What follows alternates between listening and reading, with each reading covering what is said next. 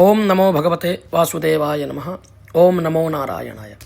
आप सभी आचार्य अनुराग कृष्ण शास्त्री के यूट्यूब चैनल और इंस्टाग्राम के माध्यम से आज क्षीर सागर क्या है इस पर चर्चा करेंगे।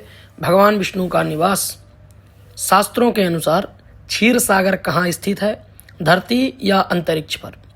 अक्सर लोगों ने यह माना है, यह प्रश्न किया है कि भगवान जिस क्षीर सागर में निवास करते हैं वह आखिर है कहाँ। क्या वह पृथ्वी पर स्थित है, कोई समुद्र है, या फिर अंतरिक्ष में कहीं और। आइए इस विषय पर वेद पुराण शास्त्रों के आधार पर सही ढंग से समझते हैं। कभी भी कथा वक्ता, कथा भागवत कथा या किसी भी रामायण, किसी भी कथा में आपको इस विषय में जानकारी नहीं दी गई। हम आज इस विषय की विशेष चर्चा करेंगे। क्षीर सागर क्या है। क्षीर सागर वह सागर है जिसे भगवान विष्णु शेषनाग अनंत पर योग निद्रा में स्थित रहते हैं।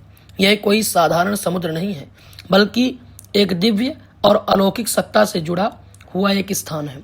मुख्य प्रश्न क्या है, क्या क्षीर सागर पृथ्वी पर है या अंतरिक्ष में कहीं और। शास्त्रों के अनुसार इसका उत्तर बहुत स्पष्ट है। क्षीर सागर ना तो पृथ्वी पर स्थित कोई भौतिक समुद्र है और ना ही यह हमारे भौतिक अंतरिक्ष का कोई हिस्सा है। यह एक दिव्य लोक है जो पूरे भौतिक ब्रह्मांड से परे है। शास्त्र क्या कहता है। विष्णु पुराण में कहा गया है, विष्णु पुराण में बताया गया है कि भगवान विष्णु क्षीर सागर में शेषनाग की सैया पर स्थित रहते हैं।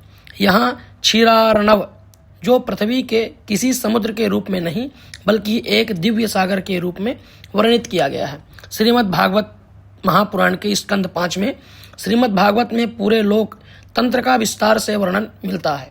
भूरलोक, भूवरलोक, स्वरलोक, महरलोक, जनलोक, तपोलोक और सत्यलोक, इन सभी लोकों के पार वैकुंठ लोक स्थित है जहाँ भगवान अपने दिव्य स्वरूप में निवास करते हैं। क्षीर सागर कोई इसी वैकुंठ में जुड़ा हुआ क्षेत्र बताया गया है, ना कि पृथ्वी से।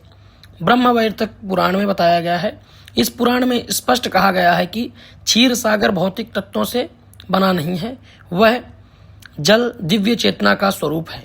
दूध सत्व गुण की शुद्धता अवस्था को दर्शाता है और वहाँ का समय काल से परे है। इसलिए क्षीर सागर को किसी भौतिक या खगोलीय स्थिर से जोड़ना शास्त्रीय दृष्टि से गलत व्याख्या होगी। पद्म पुराण में कहा गया है, वैकुंठ लोक प्रकृति यानी जड़ पदार्थ से परे है। वहाँ न जन्म है, न मृत्यु, न जड़ तत्व है, न ग्रह नक्षत्र। क्षीर सागर उसी दिव्य क्षेत्र में स्थित है। फिर समुद्र मंथन में कैसे हुआ, यहाँ एक बड़ा भ्रम दूर करना जरूरी है। समुद्र मंथन पृथ्वी के किसी समुद्र में नहीं हुआ था। शास्त्र बताते हैं कि मंदराचल एक दिव्य पर्वत था, वासुकी नाग थे और देव असुर भी दिव्य सत्ताएं थीं। यह पूरी घटना एक कॉस्मिक यानी ब्रह्मांडीय स्तर की लीला थी, न कि भौतिक भूगोल की घटना। आधुनिक भाषा में समझते हैं, सरल शब्दों में कहते हैं, पृथ्वी एक भौतिक स्तर है, अंतरिक्ष उसी भौतिक विस्तार का हिस्सा है, जबकि क्षीर सागर एक आध्यात्मिक आयाम है। जैसे स्वप्न की दुनिया अनुभव के वास्तविक लगती है लेकिन भौतिक नहीं होती, वैसे ही क्षीर सागर भी भौतिक नहीं बल्कि दिव्य है। गलत धारणाएं जिससे बचना चाहिए।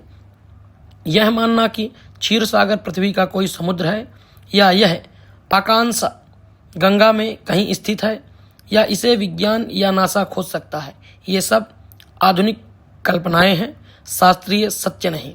शास्त्र सम्मत निष्कर्ष, क्षीर सागर पृथ्वी पर नहीं है। क्षीर सागर भौतिक अंतरिक्ष में नहीं है। क्षीर सागर वैकुंठ से जुड़ा हुआ दिव्यलोक है। वहाँ का अस्तित्व चेतना और सत्य पर आधारित है। यही सनातन शास्त्रों का स्पष्ट और प्रमाणित है। यह सिर्फ सनातन में सक्षम है, जो कि सनातनीय ही इसे समझ सकते हैं। नारायण नारायण।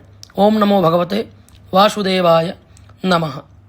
इस जानकारी को अपने सभी मित्रों तक, अपने दोस्तों तक, अपने परिजनों तक शेयर करें और हमारे चैनल को, पेज को लाइक, सब्सक्राइब करना ना भूलें।